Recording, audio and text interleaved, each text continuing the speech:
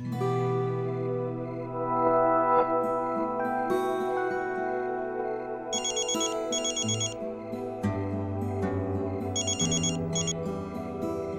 मेरी चिपकू बीवी, एक पल भी मेरे बिना रहा नहीं जा रहा ना। बिल्कुल सही इल्जाम लगाया आपने। मैं एक पल भी आपके बिना नहीं रह पाती हूँ।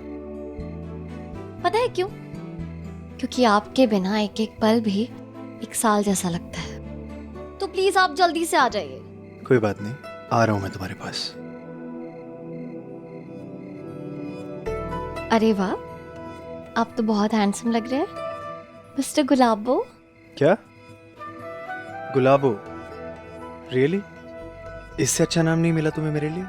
नहीं, आज आपने मुझे इंतजार करवाया ना, इसलिए आज आपका नाम मिस्टर गुलाबो। अच्छा, मैं तुम्हें जब बाहों में भरता हूँ तो गाल तुम्हारे लाल हो जाते हैं, और गुलाबो मैं।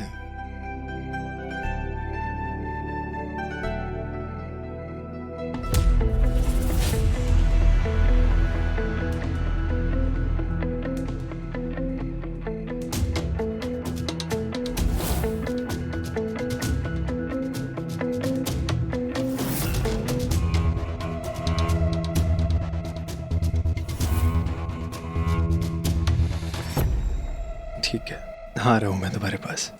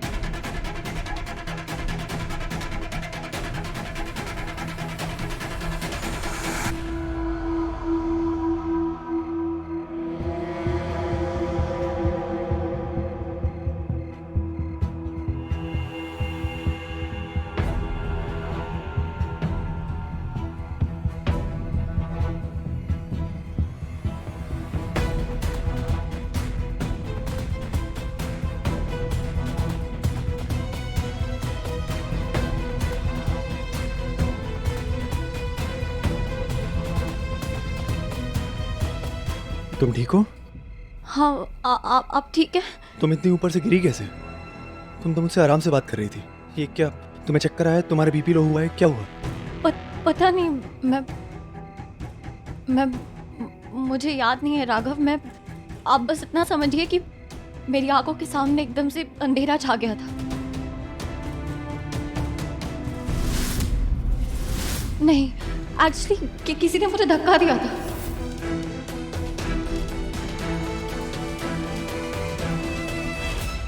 तुम श्योर हो इस बात को लेके?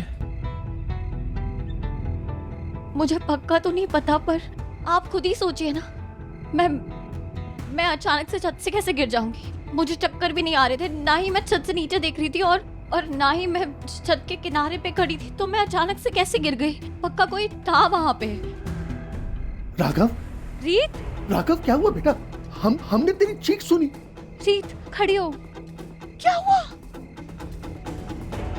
फूफा जी, रीत ऊपर छत से गिर गई, या यूं कहूं किसी ने उसे धक्का दे दिया। छत से? कैसे? एक मिनट, क्या कहा रीत? तुम्हें किसी ने छत से धक्का दे दिया नीचे? पक्का ना? मतलब मुझे ऐसा लग रहा है। नहीं, मैं इसलिए सवाल पूछ रही हूँ क्योंकि तुम बहुत बड़ा इल्जाम लगा रही हो। इसलिए मेरा जानना जरूरी है कि तुम्हें किसी ने छत से धक्का दिया, या तुम्हें यकीन है कि तुम्हें किसी ने धक्का दिया? क्योंकि तुम जैसे ही ये कहोगी, हम सब तुम्हारे और राघव की नजर में गुनहगार बन जाएंगे।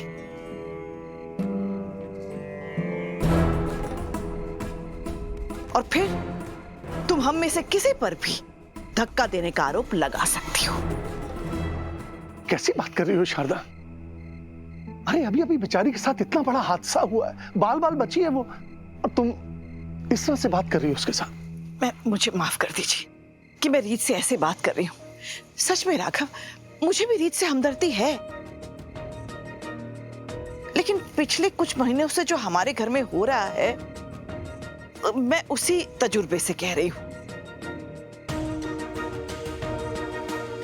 आपने तो देखा है ना कि रीत हम में से किसी एक पर शक करती है और फिर उसके पीछे पीछे राघव भी आजकल उसे गुनहगार साबित करने पर तुल जाता है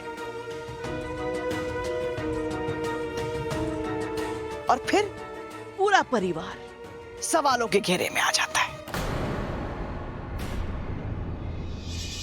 बुआ जी एकदम सही कह रही हैं। कुछ टाइम से रीत भाभी का जो बर्ताव है हम सबके साथ, तो किसी भी हालत में उनके साथ हमदर्दी दिखाना तो डिफिकल्ट ही है। जो भी हुआ हो, मैंने कुछ नहीं किया और बिग सिस्टर इन लॉ इस बात की गवाह है, मैं अपने रूम में ही थी। और मैं भी हॉल में था, सभी नौकर थे वहां, चाहे तो जाकर पूछ सकते हो। मैं तो मंदिर में थी, दिया जला रही थी, साफ सफाई करा रही थी। हाँ बुआ जी मेरे साथ थी, मतलब मैं इनके साथ थी। भाई मैं इस बात की सफाई नहीं दूंगा कि मैं कहां पे था, क्योंकि मैं अच्छी तरह से जानता हूं कि रीत कभी सपने में भी नहीं सोच सकती कि मैं उसके साथ कुछ ऐसा कर सकता। थैंक यू भूपा जी। और बस कीजिए आप सर। रीत ये नहीं कह रही कि उसे किसी ने छत से धक्का दिया है, वो ये कह रही है उसे लगा उसे किसी ने धक्का दिया है। और वैसे भी हम किसी पे इल्जाम नहीं लगा रहे, सो रिलैक्स। बजाय ये सब बातें करने के हमें भगवान का शुक्रिया अदा करना चाहिए कि इतना बड़ा हादसा होने से बच गया। रीत, तुम्हें चक्कर ही आया होगा, इसलिए तुम्हारा पाँव फिसल गया होगा। पूनम बेटा, रीत को जरा अंदर ले जाओ और पानी वानी पिलाओ, जूस पिलाओ।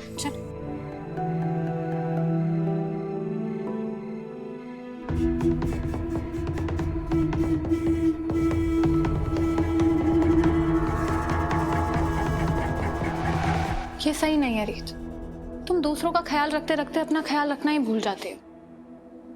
पूनम भाभी मैं ठीक हूँ और मुझे बस ये समझ में नहीं आ रहा है कि एक मिनट।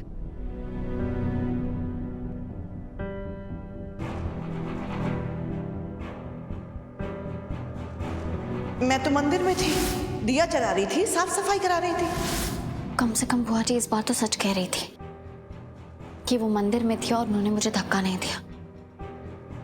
मतलब राघव सही कह रहे थे, ये सब मेरा भ्रम है, या शायद मैं उस हादसे से इतनी ज्यादा डर गई हूँ कि मुझे ऐसा लगा जैसे किसी ने मुझे धक्का दिया हो।